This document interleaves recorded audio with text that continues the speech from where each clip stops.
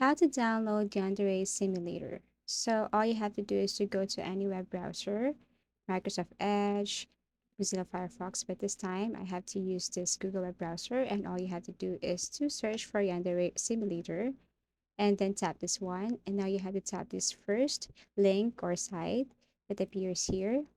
Now you just have to scroll down till you see this download demo. Okay, and then you just have to tap that download demo. Now you have to scroll down again till you see this download launcher. So you have to tap this, and then once you tap this one, you will see right here that it is now starting to download. So you have to wait for that. Now once done, you can open or go to that specific folder. Okay, and what you're going to do here is to just simply right click, okay, and then tap this one, double tap if you want, or click open.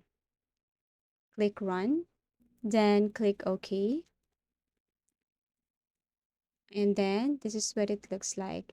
Now all you have to do is to click install and wait for a couple of minutes, I guess. It takes a while to download or install this one. Okay, so once you finish downloading, all you have to do is to click play. Then you can start playing Yandere. As easy as that. Thank you for watching and see you in our next videos.